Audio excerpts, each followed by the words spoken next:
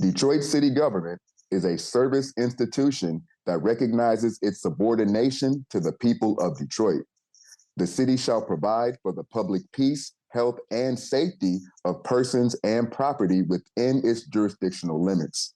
The people have a right to expect aggressive action by the city's officers in seeking to advance, conserve, maintain, and protect the integrity of the human, physical, and natural resources of the city from encroachment and or dismantlement. The people have a right to expect city government to provide for its residents decent housing, job opportunities, reliable, convenient, and comfortable transportation, recreational facilities and activities, cultural enrichment, including libraries, art and historical museums, clean air and waterways, safe drinking water, and a sanitary, environmentally sound city. Keep it locked. The Black Detroit Democracy Podcast starts right after these messages. Interested in renting space for corporate events, meetings, conferences, social events, or resource fairs? The MASH Detroit Small Business Hub is a 6,000 square feet space available for members, residents, and businesses and organizations. To learn more about rental options at MASH Detroit, contact Nicole Perry at nperry@ecn-detroit.org or 313-331-3485.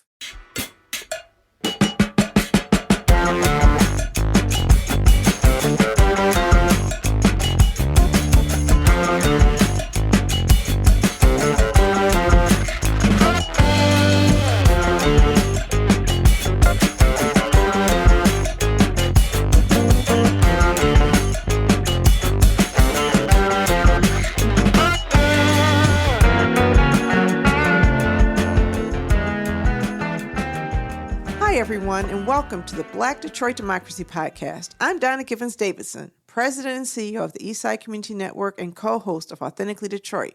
I'm Sam Robinson, founder of Detroit 1 Million. Thank you for listening in and supporting our expanded effort to build another platform of authentic voices for real people in the city of Detroit. We want you to like, rate, and subscribe to our podcast on all platforms.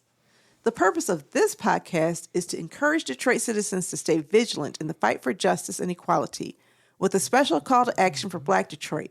We seek to build awareness of our history as a gateway to freedom, a beacon for justice, and a laboratory of liberation. Sam and I are joined today by Kamau Clark, the Southeast Michigan lead organizer for We the People Michigan, to discuss how he got into organizing, his role in this year's city elections, and how to engage young people in local politics. Welcome back to the Black Detroit Democracy Podcast. How is everyone today? Donna, I'm great. How are you? I'm doing well. I'm a little tired after last night. We saw the Hudsons for the first time, and was it some, amazing, grandiose, like, oh my gosh, this new type of, no, it was like a room in another room. But we saw it for the first time, and there was a balcony with some fake trees and plants, and you got to see that angle looking down on Woodward, thinking, when was the last time people have like had this angle? Since before that, probably decades ago, since before that building was torn down. But, the building itself was kind of, The building was closed when I was a child, just to give you... Yeah. It is unfinished, yes. It's unfinished, and it is also architecturally uninteresting to me from the outside. Yeah. Like, I expected to have that wow factor, and I was like, ugh.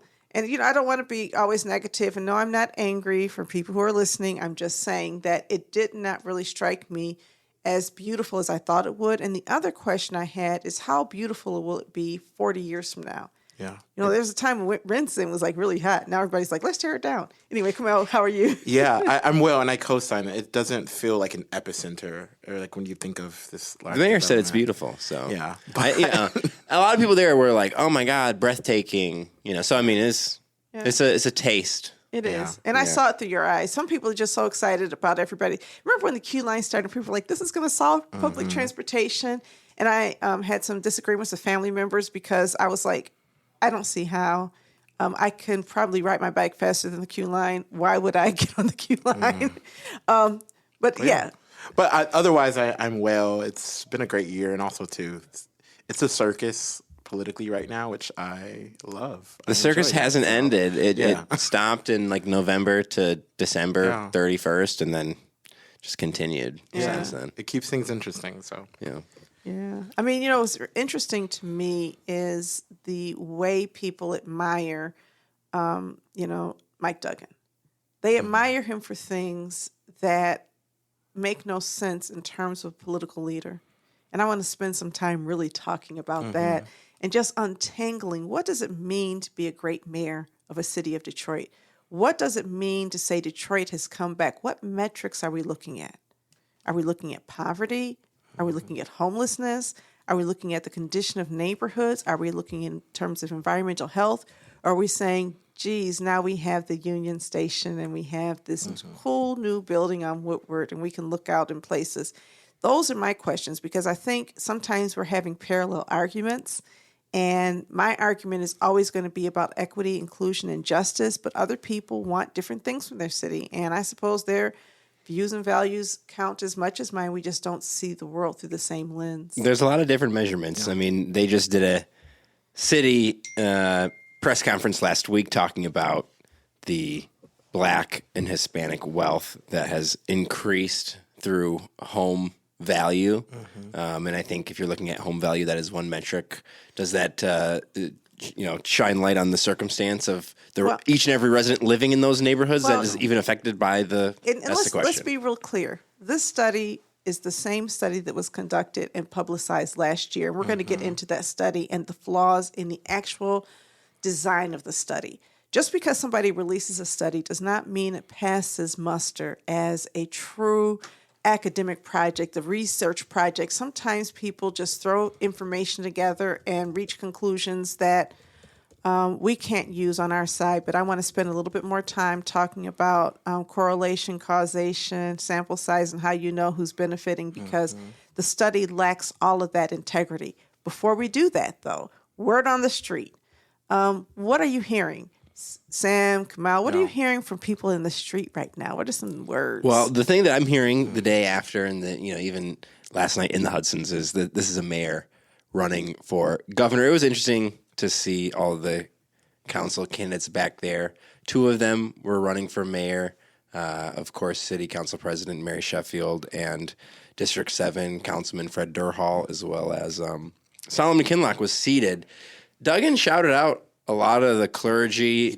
He did not make any reference to Solomon Kinlock or Triumph Church. Yeah. I'm glad he didn't because that would, poison me. Anyway. Yeah. He shouted out all the other council members. Durhal and Mary got their shouts out. Well, by nature, the state of the city is similar to the state of the state. It is to present to council what their priorities should be for the year. And so it's often why they pull them into saying oh, this person helped with this. And so I think a lot of folks are feeling, this is the morning after that the argument that we've been making for the past decade or so around tax abatements for billionaires, that argument has shifted. It's now we need to do this. Or this is the way that we do development different than other states where many folks are questioning why isn't the money going into our neighborhoods? Well, I think, if you looked at the Trump administration and his priorities and the mayor of Detroit and the mayor's priorities, they're going to be kind of the same. Yeah. You're not going to see a big focus on the environment. You're going to give lip service to the environment, but you see your job and the role of the city as helping to facilitate business interest. Yes. And isn't that what the EPA is saying right now? Listen, we're facilitating business interest. There are just so many ways that I see some parallels here. And again, I'm not trying to be negative. I'm just being honest with my assessment of things. We have a trickle-down Could be positive city. by the way you spin it. Oh, thank you. The campaign's looking for some Trump support, some Republican support. And he'll get it. But I think you're right. When you talk about trickle-down economics, right? I'll tell you what trickle-down economics. Now, long before either of you was alive, when George Bush was running against Ronald Reagan the first time, before he became vice president, we were talking about George H.W. Bush, and Ronald Reagan was talking about trickle-down economics for the first time we heard that term in a political conversation. And George Bush had called it voodoo economics. He said, listen, wealth does not trickle down like that. And that mindset has become so normalized in neoliberal thinking that we really do believe that if we make billionaires wealthier billionaires, or we subsidize billionaires, somehow people who are risking losing their homes and people living in substandard homes are going to benefit. Yeah. And I want to spend some time really, really dissecting what does that mean. And word on the street, that's the word on that street, right? But you also go to bus stops. Yeah, and you also hang out in the hood. Is that the word in the hood? No. I mean, I think it was interesting to see an extended segment about the auto industry and like shifts into manufacturing over the past 10 years. If you look at the auto market, most people are not buying cars right now. We're seeing tariffs come. Cars are more expensive than they've ever been. Many folks depend on public transit to get around. And so I think the conversations that they were having were ones that are appealing to, yes, to the business community, to corporations. But at the community level, folks are concerned about, particularly right now, they're concerned about like medical transport, free clinics. They're concerned about mental health, housing costs. And so those are the things that are impacting people more at the community level. But when we shift that conversation away from that to, how do we make sure that billionaires are in better position to shape this region, it doesn't give them an opportunity to be heard. And so that's what I'd say. Oh, yeah.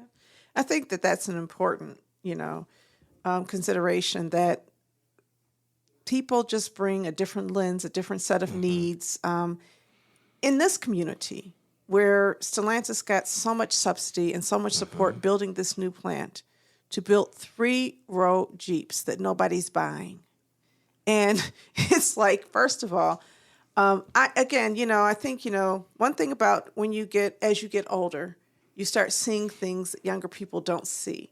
Because I graduated from high school in 1981. And in 1981, you had this tremendous auto recession where everybody lost jobs because the United States was building cars that people weren't buying. We had at that time an oil crisis. Oil prices were going high. And I remember my father purchasing a Volkswagen Rabbit. This is a Cadillac man, Coupe de Ville, Okay. Some rooftop, what I'm talking about. And he's in a Rabbit because the oil prices have gone up and Cadillacs were not energy efficient, fuel efficient. And the Japanese automakers were taking over the market. There was a lot of hostility towards Japanese people. There's actually the murder of Vincent Chin, who was a Chinese man who they mistakenly believed was Japanese, and they just killed him. There was that much anger. And the auto industry, literally the U.S. auto industry collapsed. Chrysler Corporation collapsed. 4 decades later, what are we doing? The exact same thing that failed us 40 years prior. We're building vehicles that are not fuel efficient, that do not meet any of these standards for clean air. And the price points are so high that people are from other places, not just Japan, but Korea and some European car makers, are just really creating a really strong competition for vehicle sales. And so we're going to see some layoffs in an industry that Detroit subsidized. Factory Zero is the Poletown plant, right? And the Poletown plant was subsidized in the same way this Chrysler plant was. But the final thing I want to say about this is the environmental damage remains even after the jobs go away, even after the plant shut down or downsized. The environmental damage remains, and the shifting of resources to support these billionaires who then pull out is a permanent loss of opportunity for the people who could have used those same resources to fix up their blocks. Yeah. And if we evaluate in that way, then we're doing something good. But unfortunately, we look at these narrow metrics that are twisted to sort of fit a narrative. So a lot of it is pride. I mean, that narrative is so, we're so prideful of our car auto history. I heard the mayor over the weekend talk about at this youth mobility summit at New Lab, which the mayor is very proud of. Will tout and highlight New Lab and all the 100 and some companies that are inside of that tech innovation. What do you call it? Incubator is the word. And even more broadly, you kind of pointed to the federal policy and how it impacts us here. America is a nation that is like trying to compete more broadly with China and Brazil and other rising nations. So we're seeing a state like Michigan go back into manufacturing because we're trying to compete with these larger nations. And so I think that's a big part of it as well, is it's baked into the pride of the auto industry, but also a lot of American pride. There is, Yeah, I mean, they associate it with pride, and I think pride has something to do with it. I think, it's bigger than pride. I think a lot of younger people, I think it's generational. People my age have that pride. Younger people are like, you know what, I just want a car share. My son he'll be 30 this year. He's a little bit older than both of you guys. But listen, my son does not own a car, and he does not want to own a car. He is applying for a new job, and he lives in L.A., and he's like, listen, this is a train right away. This looks like the job for me. Yeah. That's his thinking. His world does not involve... Which we're starting to hear that from leaders now, the acknowledgement of, Warren Evans is talking about it. Dan Gilbert, a couple years ago, actually talked about it. Dan Gilbert was at the State of the City yesterday, got a standing ovation for everyone. Did he stand? I don't know if he did. He stayed seated, I believe. Yeah, but Duggan has been really...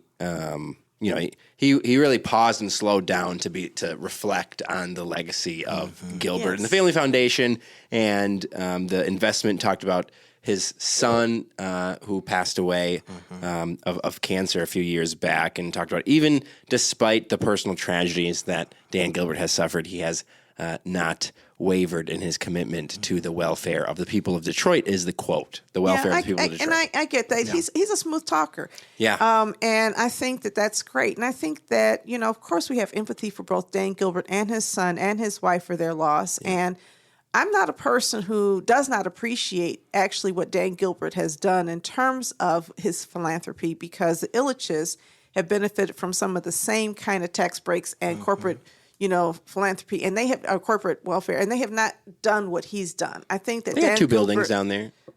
No, I mean, they got their arena and the Little Caesars headquarters down there. And they have got much more than that, and much more largesse and much more grace from the city. They have actually two arenas, right? They have the two arenas. Right. They have all of the corporate welfare. The stadium the and city the arena.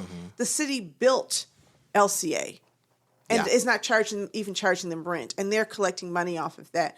What you don't see is an equivalent level of philanthropy. And so if I had to choose my billionaire, I'd choose Gilbert over Illich, simply because Gilbert at least has a sense of reinvestment. And that is not to also say that we expect more from our billionaires, but I do have empathy for him. And I think these stories, these individual stories of greatness, make sense. Yeah. Duggan at this New Lab event over the weekend said, Silicon Valley, which he said he's been to 4 times since last quarter. He said that like last month. So he keeps going to Silicon Valley.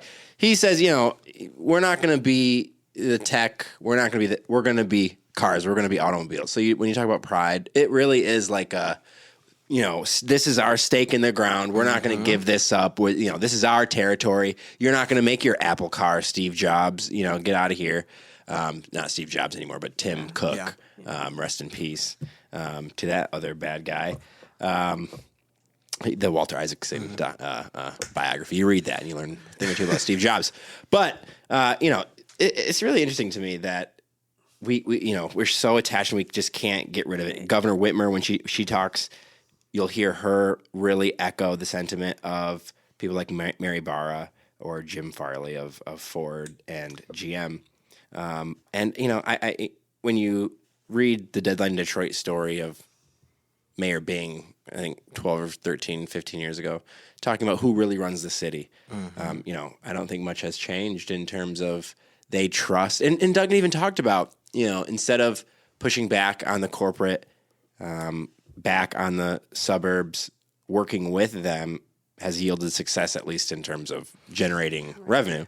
Which is interesting. But I think that, I love to zoom out. I think if we look at, there's a whole party realignment happening right now that's been happening for the past few electoral cycles. If you look at states that have made investment in transits, ironically enough, it's been states where there have been Republican supermajorities or right-wing governors. It's not to say that they're champions of transit and of well-being, but I think we're seeing a bit of, even, baked into that conversation about let's work with Macomb, let's work with Oakland County, you're starting to see these kind of right-wing politicians start to create more of a narrative around, like, how do we work better at a regional level, where I think Democrats are kind of staying pat and trying to do the same thing over and over. Well, I think that the Democratic Party is a party without an identity. Yeah. And I think there's a lack of identity because we don't even know what we believe in. We don't know what our values are and what our bottom line is. The thing about Republicans is they know exactly who they hate and they know exactly what they want to do. And they're unified around that. They hate abortion. They hate the LGBTQ community. They hate DEI. They hate taxes. And because of that, it's very easy to get them. They want small government. What do Democrats want? Democrats want people to be able to, we're kind of on the fence, and we're all over the place on a lot of these I think issues. they want a few different things. Well, but I Compete against each other. Competing things. I don't think that there is a belief that is shared among Democrats that housing is a human right, that water is a human right. The economic development should not be subsidized. We should be subsidizing small businesses instead of billionaires. I don't think that neighborhoods matter. I don't think there's even agreement on the preamble of the Detroit City Charter. I think we are all over the place. And because we're all over the place and trying to figure out what sells, we support manufacturing because we believe that is going to make us popular with people because people want manufacturing jobs. Yeah. The biggest business in Detroit is not cars. What is it? I have a few answers. I mean, I tend to say it's real estate or mortgage companies, but It's financial services. Yeah. Financial services are the biggest industry.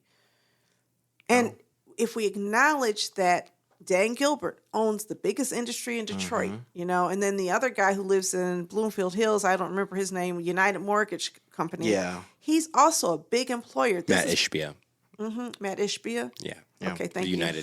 United Wholesale Mortgage. Wholesale Mortgage, yes. So you have Rocket Mortgage and Wholesale Mortgage, and that's true. The United States is so much of our policies being driven by financial interest, by investors, the investor class, which is, our bonds and all of that, and they get to set the priorities for a city every single election cycle. If you look at what the mayor brags about, increasing home values, the reduction in poverty, increased average wage, those are all things that Moody's and Standard & Poor's want to see. yeah. What they don't want to see is increased housing affordability. What they don't want to see is improved quality of life. There's no measure for that. What gets measured gets attended to with policy. And I think our mistake can be when we accept measures that really correlate to, injustice as appropriate measures or as equivalent measures to measures around justice. So for a justice-oriented person such as myself, I'm not interested in understanding about the Detroit's relationship with Macomb County unless that relationship is somehow improving the quality of life for average Detroiters and average Macomb County residents. And I think that's the danger is we fight the battle on their terms and not on our terms. Yeah. And the Democrats have failed to figure out what those terms are. The Democrats have said, hey, listen, I'm kind of like Republicans light. I'm like a Republican who doesn't dislike gay people. I'm the Republican who likes DEI, except for the people I hire in my offices. Which perfectly sets the conditions for Duggan to seize this very neoliberal narrative here in Detroit and then for the governor's race because there's a lack of an agenda coming from the Democratic Party. And so I agree. And I think that's a lot of what we're seeing. Yeah. So. And I think that it is up to us. And that's why we talk about the Black Detroit Democracy podcast. It is up to us to figure out what that agenda is. We're taking a break right now. And when we come back, we're going to dig more deeply into the specifics of the state of the city. Yeah. Detroit 1 Million is a journalism project started by Sam Robinson that centers a generation of Michiganders growing up in a state without a city with 1 million people. Support the only independent reporter covering the 2025 Detroit mayoral race through the lens of young people. Good journalism costs. Visit Detroit1million.com to support Black independent reporting.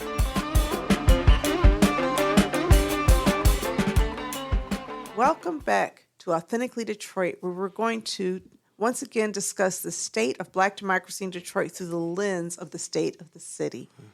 I promised I was going to have some conversations about this data about these homeowners, Black and Hispanic homeowners, making so much money off of these home sales. So you might even ask yourself, what data set tracks who's benefiting by race, and there literally is, if you go to the Wayne County, deeds, recorder deeds, whatever, they don't identify race or ethnicity in the deed recording. So if that's your source of information, how would you know if Black and Hispanic people benefited? So I asked the question because I looked through the data, and it looks like they're getting the information from the Wayne County Register of Deeds. They're looking at the values of, the registered deeds and property sales, and they're assuming that if these sales and these transactions are taking place in a majority Black neighborhood, that Black people are benefiting. If it's a majority Hispanic neighborhood, Hispanic people are benefiting. So let's talk about a historically Hispanic neighborhood in the city of Detroit, Corktown, which is almost all white right now. Hispanic people, Mexican people have been pushed out of Corktown. If you use that logic, then you can say that, wow, this $1 million property owner in Corktown is a Hispanic person who made money. And you don't have to acknowledge that that person is now living in Dearborn or Lincoln Township because they were pushed out and they can't afford to live there anymore. If you are looking at that data and you look at West Village, or you look at East English Village, or you look at Jeff Chalmers, if you look at certain key neighborhoods, it can look really good. Look at Island View, which was almost 100% Black until too long, and now Black people can't afford to live there. And so I just want us to think that through. Yeah. I want us to think through, when somebody throws out that data, whose data is it? I'm working in the neighborhood of Chandler Park, doing housing in Chandler Park, and I promise you that those homeowners are not making, the millions of dollars more. They're doing better, perhaps, but not as much better as you would think. And even when you look at the average rising income or the average incomes in our communities, in the communities that ECN serves, income increases have been flat. You haven't seen median income increases. You're seeing still about $30,000, $31,000 a year as median income in most of the zip code areas that we're working in. So I think the data is distorted. I think the assumptions are ridiculous, as though somehow the studiers did not, researchers did not ever hear of gentrification. So I asked the question, have you ever heard of gentrification? Why don't you look at mortgage records? Because mortgage records can do a much better job of identifying, because they have to, by federal law, at least for now, identify race and ethnicity to address past discrimination practices. Well, I would have done that, but I didn't have time to do that for this report. There it is. What researcher releases a report without taking the time to actually ensure that the data is accurate? So that's my current state of mind. It's just, I think that we're not doing a good enough job really ensuring that even what's being reported is accurate. The final thing I'm going to say is, I had a community meeting last year after this came out, and I said, how many of you have seen your housing values double in this room? Nobody. Not the people who come here. Talk to your parents. Talk to their friends. Are they seeing that? Now, maybe because of the neighborhood they're in, they'll see that. But depending on what neighborhood they're in, you're not seeing much of anything. So that's my take on that. What else was talked about? Hasn't stopped the mayor from, touting the numbers and, lineup. You had city council members last week. The mayor commissioned that study. So it's not that the study is not coincidentally, the mayor commissioned that study, and he had commissioned the exact same study the year before. And without giving away a name, I talked to somebody from that school at U of M who told me that the researcher was being pressured to produce that data. If you're being pressured to produce data on behalf of the city and the city is your customer, you have to question whether or not there's data integrity. Yeah, the efficacy of it. Yeah. If DTE produces a study on air pollution from coal burning plants, are you going to trust it?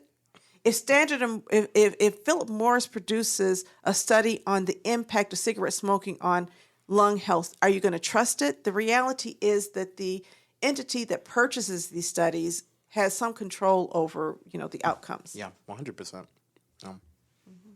So That's my take on that. But what else was talked about? I know he's now Black and Hispanic families are now rich, even though we're seeing a crisis in Southwest Detroit where people's homes have been destroyed and people are being deported and are afraid to go to work, but somehow they are thriving in this new Detroit that has come out and said, we are not going to protect you from ICE. I'm sorry, go on. Yeah. They're going to get a new park. Yeah, there's a new park. Yeah, Wilson. A.B. Ford Park is going to open up on the east side. And then, if the state legislature can lift the cap, I think it's like a something $1 billion Brownsfield cap on the Brownfield tax incentive fund, which, Duggan talks about it as a discount. He says we're not giving any money away. We're letting them take discounts on the revenues, the tax revenues that they generate from the project is the explanation, which is a pretty good one. Hard to argue that when they argue it back to you. It shouldn't be hard to argue it though. I think it's really interesting. We live in a polluted city, and we clean it up when somebody wants to develop that space. If it just stays poor, the pollution stays there. We call this brownfield redevelopment, and it's not always brownfields.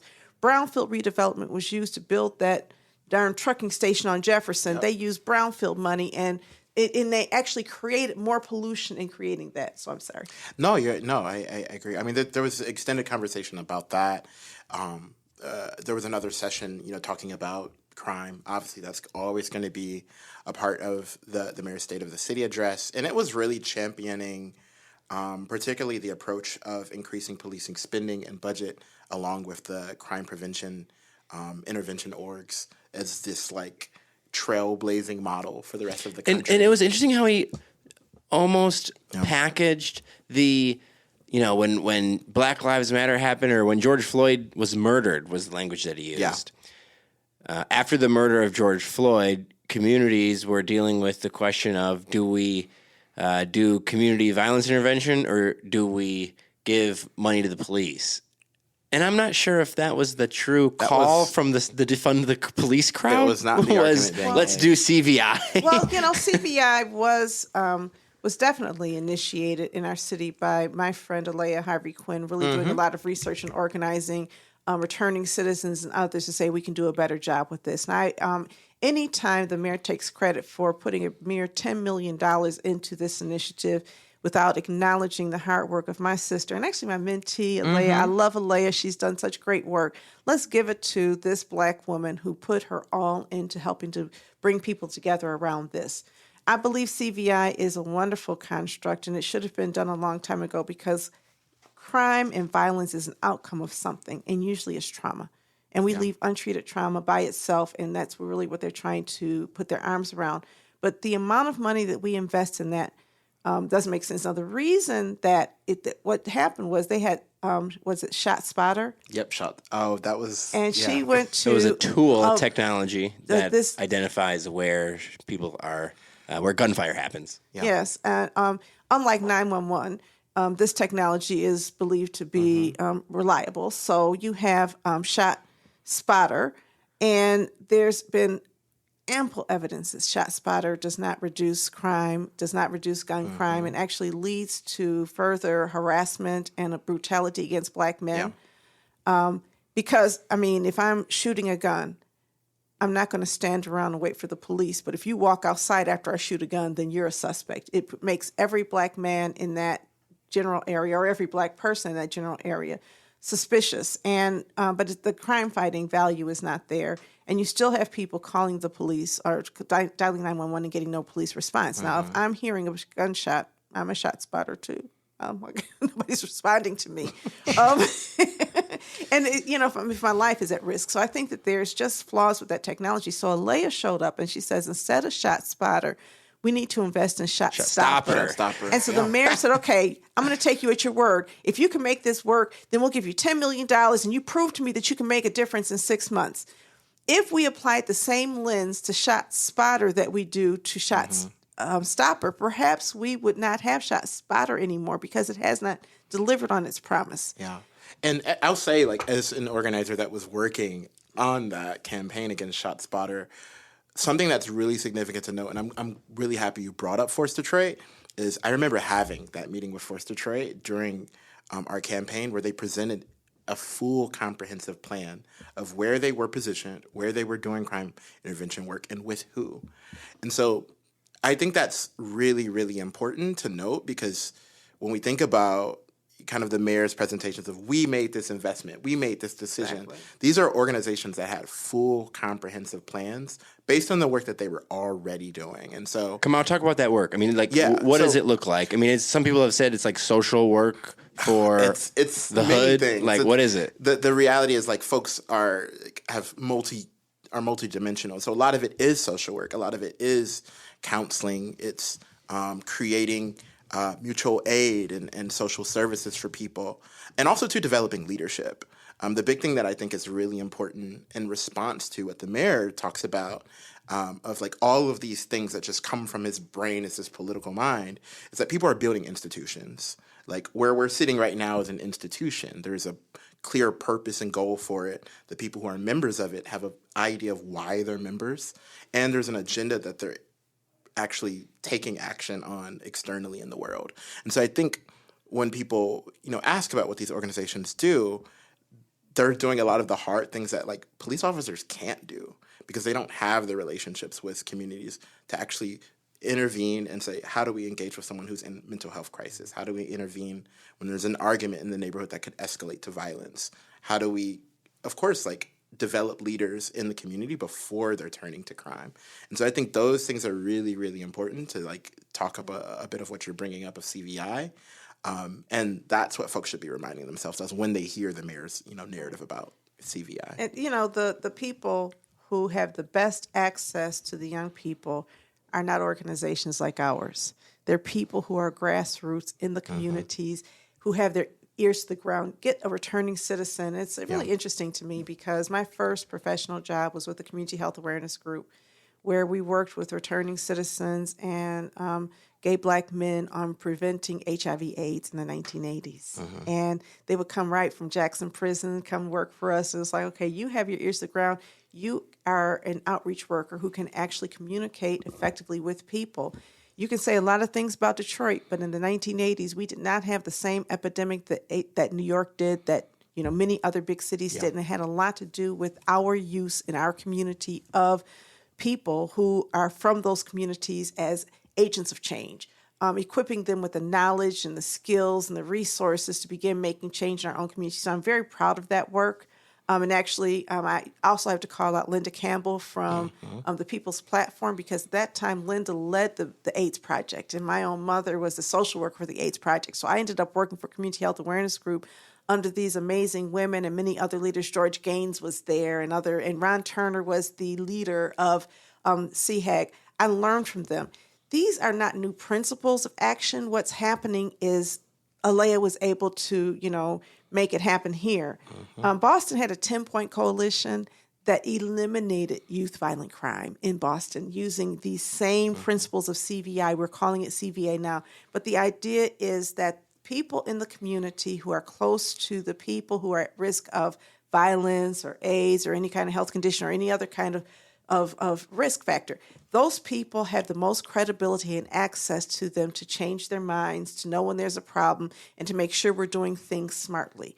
And so, and a lot of that was also work of, way back in the day, even back before I was active in this work, the Black Panthers used those same principles that you empower a community to change itself. And that's really what CVI is empowering communities, including people who used to be in the life, talking to people who are currently in the life, and that's never going to come from police. Yeah. And so hats off to the mayor. I will give him credit for at least accepting that challenge, but I will not give him credit for the work. You have to give it to the people in the streets doing the work, and they need more money. And we need to make this city wide. And we need to say, if this is a solution, then we can take some of this money that we're spending on policemen and all of these new technologies and put it right back in the hands of the people who are the real agents of change and the violence reduction task force. They're trying to do that. $18 million in Lansing right now. They are trying to pass, not right now as in today, but actively discussions are happening over that. Police, what is it called? The Public Safety Trust Fund caught up with Albus Farhat last night. Did not see Karen Whitsett last night. I know. I was kind of surprised. I thought I was gonna, but I want to get into these elections coming up and Kamau. When you talk about connecting people, touching grassroots, talking to just regular folks about, hey, like, are you registered to vote? Basic level stuff that goes a long way. You think about it a lot. The general probably public may, as you realize, don't think about these things. But talk about the work that's going on behind the scenes with you guys right now, leading up to November. Yeah, for me, so I'll give you a little bit of context because it's actually super necessary. Yeah. Last fall, we were having a conversation around Black men and particularly how we vote. It's a conversation that gets embellished greatly by both parties in regards to like us shifting farther to the right. But there is a presence of Black men that are shifting to the right. Around that time, I knew that wasn't true for me. That also wasn't true for many Black men that I know. And so I actually launched a cohort of 8 Black men.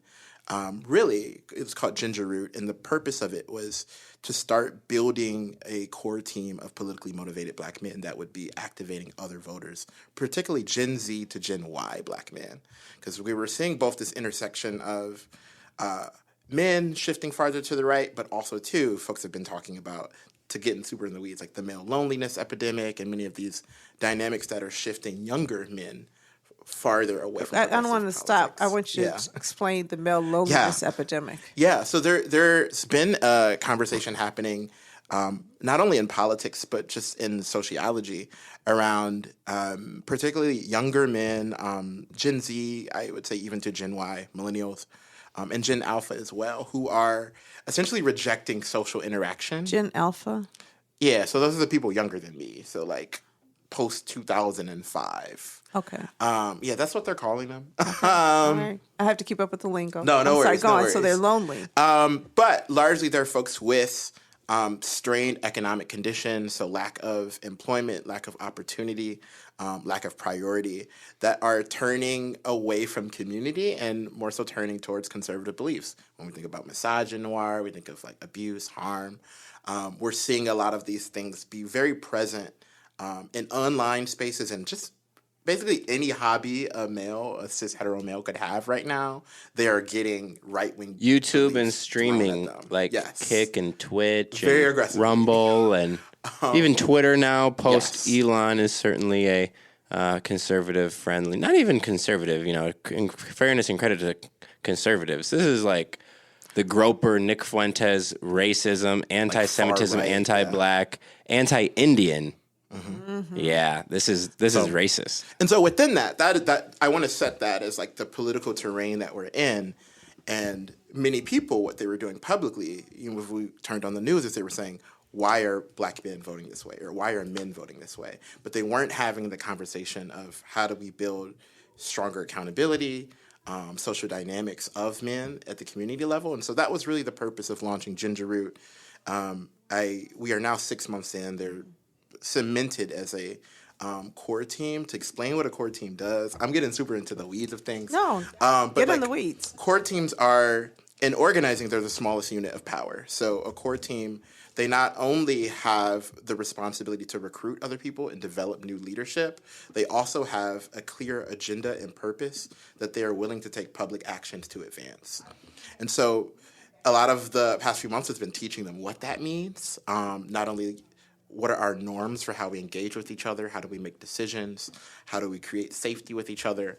And it's really opened up a conversation of what they want their impact to be in Detroit. Many of them are Detroiters. For them, many of them are folks who suffer from mental health challenges or have family who suffer from mental health challenges. And, something that was really important that many of them have said is that for men, they are not allowed to have a public role outside of labor and fatherhood.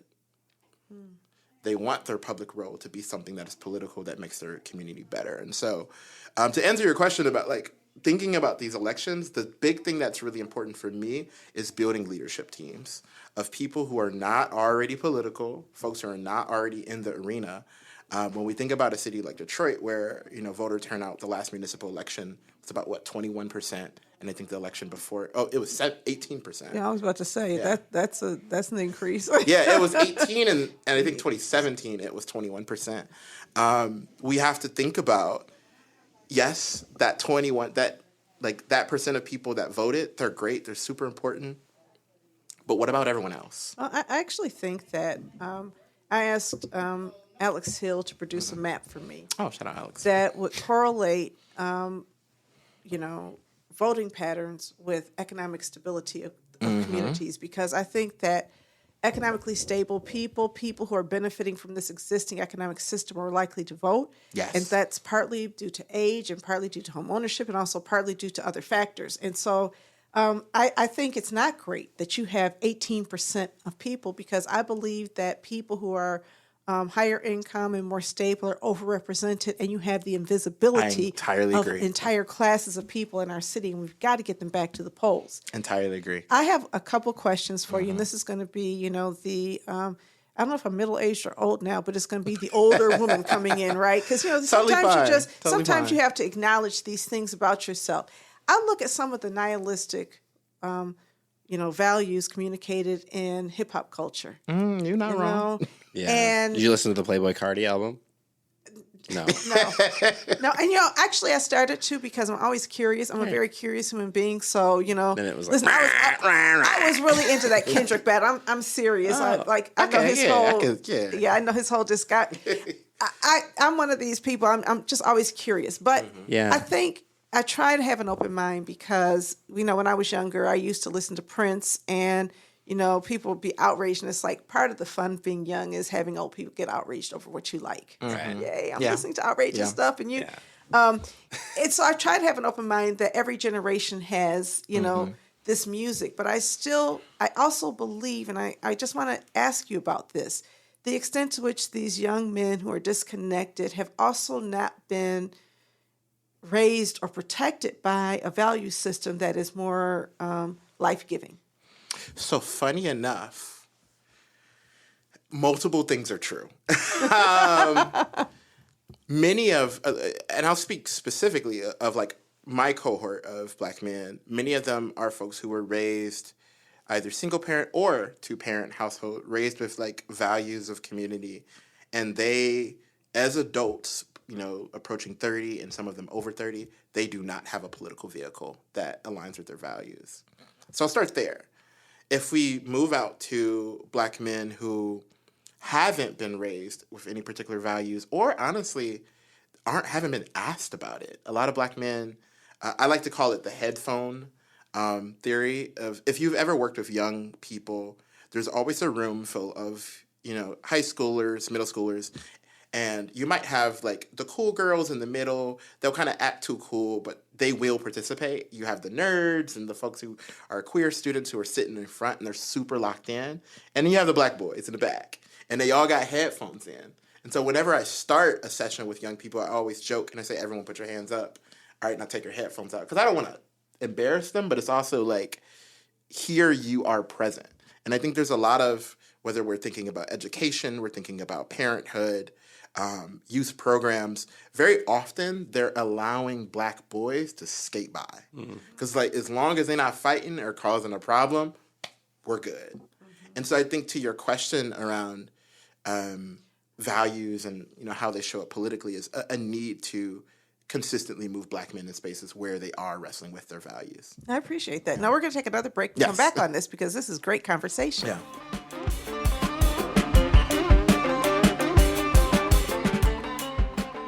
Have you ever dreamed of being on the airwaves? Well, the Authentically Detroit Podcast Network is here to make those dreams come true. Formerly known as the Deep Network and located inside the Stoudemire, the Authentically Detroit Podcast Network offers studio space and production staff to help get your idea off of the ground. Just visit authenticallydet.com and send a request through the contact page. All right, so we are back with the Black Detroit Democracy Podcast, and I just want to point out that it's not the Black Detroit Democratic Party podcast. It is the Black Detroit Democracy podcast, and that's the little D, not the big D. I wonder right? who would host that. Who would be the host of that? I don't know, Keith Williams. I was going to say Keith. Yes. Jonathan Kinlock, maybe. Okay. I wouldn't listen. So I wouldn't know because I wouldn't Not listen. Shree at his center. Shree Tanadar, maybe. We could get a Mallory McMurrow book and podcast out of Royal Oak, the northern border of Detroit. Yeah. But no, it is not. Shout out to all the Democrats listening, though. Shout out to the Democrats listening. But I think that, I hear a lot of people, a lot of my peers, especially women my age, I'm part of the 92%. It's like one of my pet peeves. I love you all. To stop saying that, right? Yeah. Because it's so self-righteous and it makes it sound as though we have been nothing but, self-sacrificing, fighting for democracy for all people. And, we were not necessarily as a people, as a group on the front lines of the fight against, the atrocities in Gaza or the fights against immigration or deportation. We are not at the front lines. And so I think it makes a lot of sense for us to acknowledge that we've played a role in justice, and so are other people, and let's come together with them.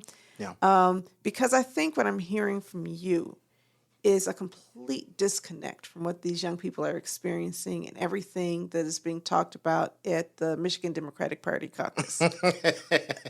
Yes. And it's that disconnect, and sometimes it even feels to me like almost anger that you are not taking care of me, and therefore I'm going to fight you. You kind of fight the person who's closest to you sometimes. And, I don't care about you because I thought you were going to protect me, and you didn't. And I wonder if that's some of what you're getting from some of these young people who are taking on some of these more radical beliefs. I feel like some of them is from the older, like even people that are our age are like 35, and then the apathy is from people that are like 21, 22, 23. This like they don't even remember Obama. Really.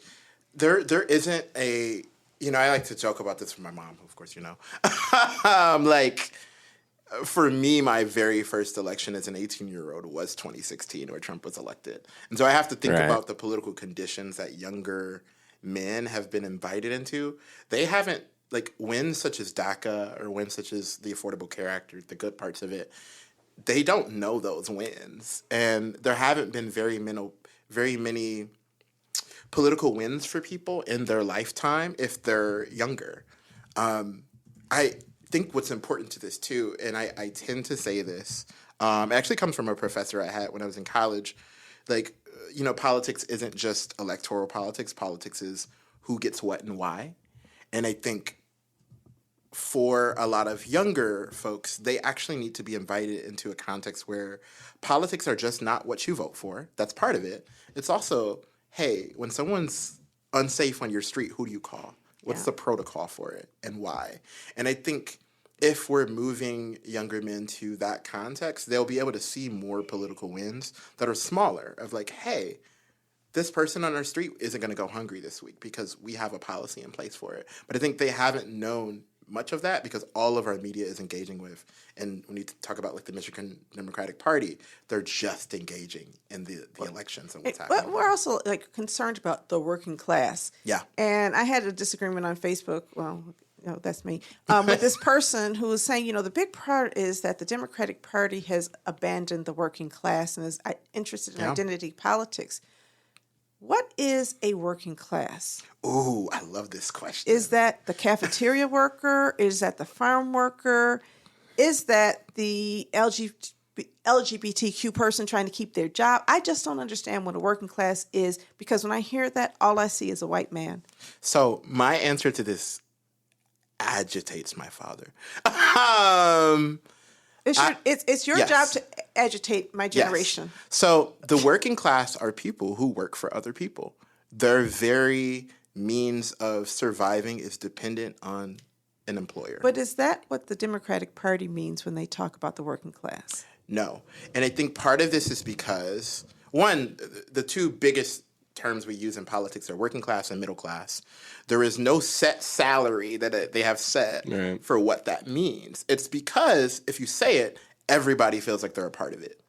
When we think about the middle class, what we tend to say, at We the People, is that the middle class are business owners and like folk who are landlords. The reason for that is because if you pay a mortgage, you don't actually have wealth per se. You're a bank tenant. Until you physically own that house, you're a bank tenant. You pay to the bank to live in a home. And so we use that framing because often people will create distinctions. They'll say, well, I'm not a renter, so I must be middle class. Or, oh, I'm not, my bills aren't as precarious for someone else, so I'm not working class.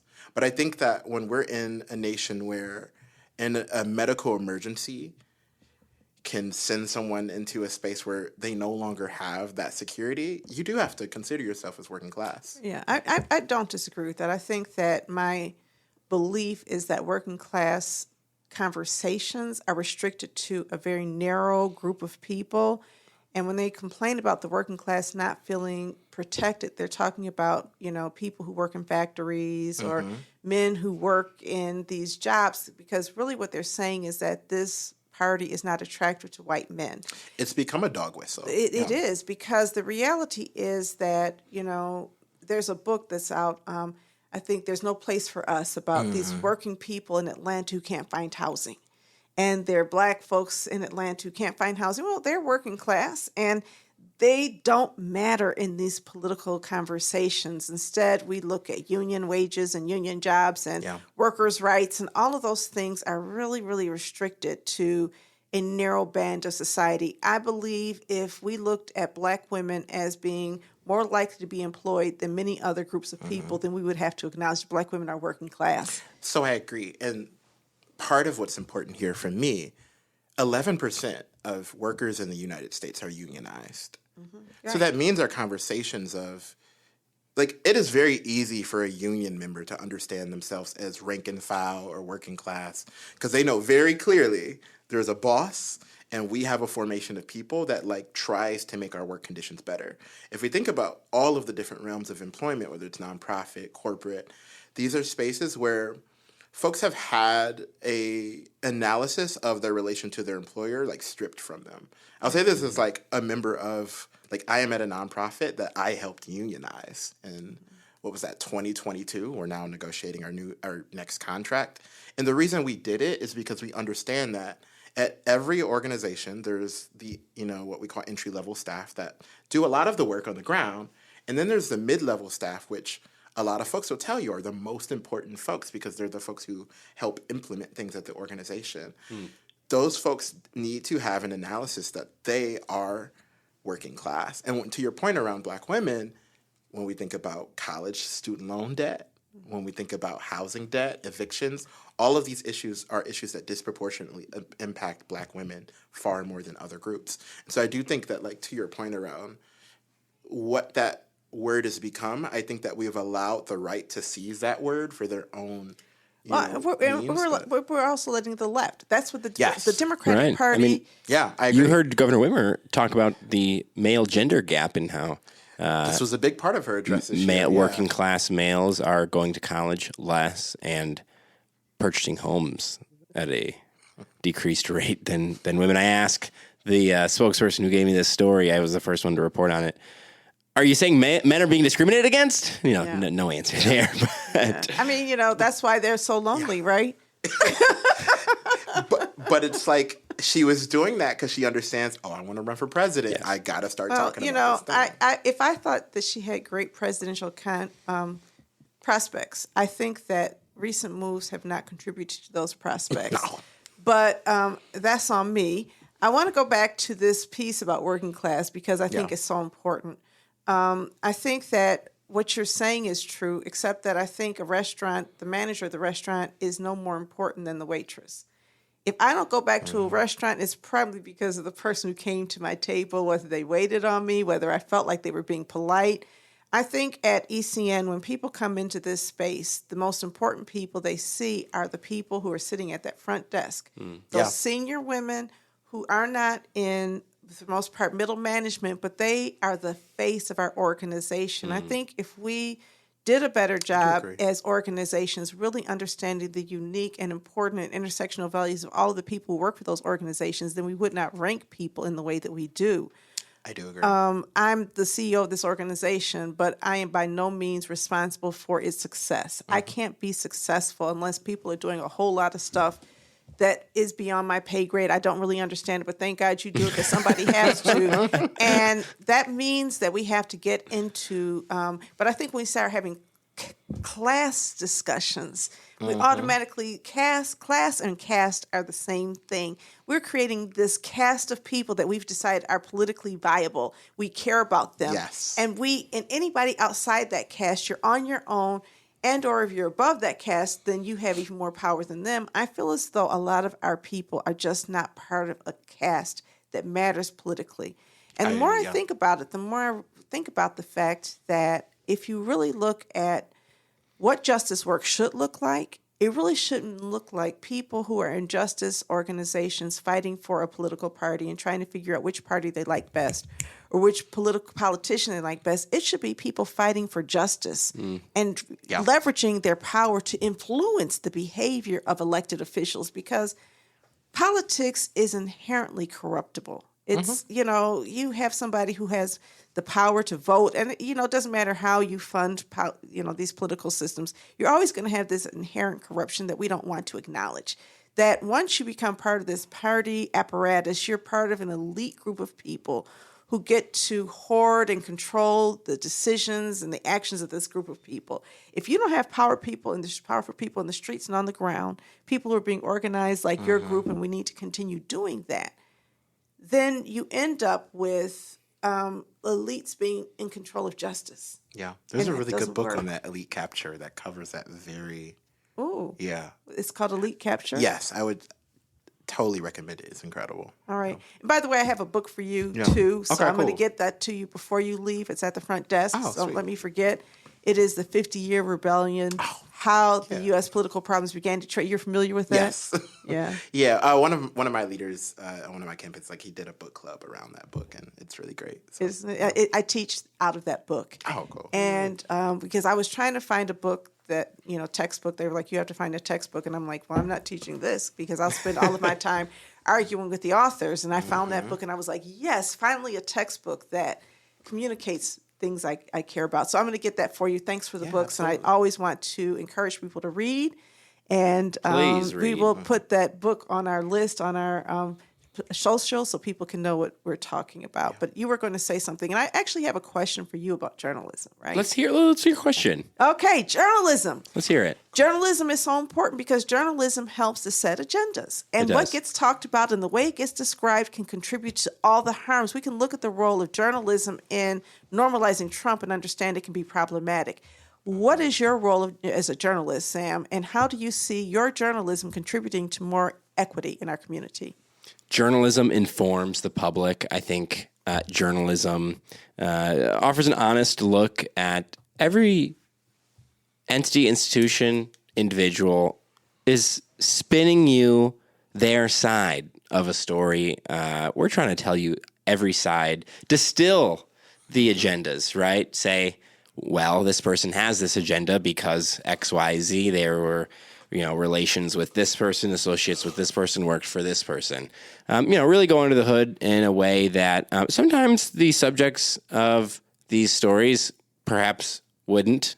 Often you'll see candidates and council members or even the mayor during his speech and Governor Whitmer during her State of the State addresses use clips, headlines from our local news outlets to tout accomplishments or highlight stuff. A lot of journalists don't like that. We were looking at it. I didn't have any this year. I did, I think, a couple years back. But we were like, oh, we got to be, propaganda pieces. I think a lot of the times people forget we are not your cheerleaders. I had some city council members ask me, city council candidates ask me, Sam, can I pay you? Can you work for me? I said I would have to discontinue my coverage of the Detroit City Council race because that would compromise my objectivity to it. We forget in this digital age where we're just kind of reading bold font and bar Instagram headline stories, ethics, and right thing, right? When we're watching On the Radar, podcast freestyles, those are a combination of A&Ring and just, hey, can you come on my thing to give my thing credibility? I do not pay. People ask me, hey, can I pay you to do a story on this? No. If I want to do a story, by golly, I'm going to do that story. I think when I talk to younger people, a lot of them trust you Well, to speak truth in places other people don't. I try. True, Kamau? I try. I would say yes, and I would say the reason is because we've talked about this before, literally. Yeah. In my living room, it's like Sam living an external life in Detroit. So if they know the person and they know that they're a person that they're in community with, they're more likely to support their writing because they're like, oh yeah, like I know you and I know that you were there and I know that you're willing to like break it down in words that I understand. Yeah, a lot of it comes from being able to go from the State of the City to Fox 2 back down to Paramita or wherever, Marble Bar or wherever the heck I'll be at immediately afterward, and people will be like, oh, hey, you're just here. Being outside is something that, the older journalists who, in fairness to them, probably don't need to be going out at midnight on Thursdays or Friday or Saturdays. But being able to see the people that are outside, whether it be around North End or in neighborhoods for, shows, art shows. I wasn't at NSFW, but, stuff like connecting with the local art community in where you're living. It's not something that journalists are doing right now. And it's just like, wow, how are you guys not? Yeah. So the good ones are, we have good ones at Bridge Detroit and Outlier. We have good ones at the Detroit News and Free Press. Not enough. Yeah, I just feel as though, people feel unseen. Yeah. And I think that giving visibility to people, not just being outside, but deciding, this postman story is important. Let's make this a thing. And those stories are more, they're more valuable to me than any gubernatorial scoop or, I was the first one to report this in Lansing. That means way more to me. His daughter reaching out and being like, oh my God, my dad's famous, him seeing it and getting reached out to by various brands like Alpha Industries, or there's an interior design firm that was like, hey, do you have this guy's contact? We want to use him in our next editorial promotional campaign. Like, those kind of things mean way more to me than the news scoops. So, yes, shout out to Mike Copeland of USPS. And shout out to everybody that allows me to take their picture in the street. A lot of people don't like that, though. They're like, no, don't take my picture. Well, if you're in public, no expectation of privacy, so you better watch out. Sam Robinson might take your picture. Well, that's cool. So I think it's important. I think it's important that we get good journalism. I think it's important that we get good activism and good organizing of our young people. And that we provide platforms for them to talk about and for us to raise up their issues. What do you see as the future of this election to close this show out? Do you think we're going to be able to get better voter turnout based on the work that you're doing? Or do you think we have a long ways to go before we're going to see increased turnout this year? I think you and I will literally be responsible for turning out individuals. Now, how many? But because just constantly talking about it and constantly being about it, you do. You're like, oh, okay. I know to go sign up and I know to go do this citywide election. The stakes in people's minds are lower than the presidential, but are they really in your actual person? Yeah, I think there's two things that are really big for me. One, I know that I am going to have an impact on voters this year. There's no excuse for that, for not having that as an organizer. I want to say that I want to influence politically confident voters. So not just folks who just vote because it's it's the time to vote, but people who vote and they know exactly what every person on their ballot does and why they're voting for them. That's what I want to develop this year and actively am doing with my team. The second part of that is I think what will be possible with this city election is I know it's super dramatic to say, and everyone always says that every election is the most important of your life, but I think this is an election that shapes the future of Detroit. Given that we've been in a 12-year term that has really been super pleasant for corporations, not very pleasant for communities.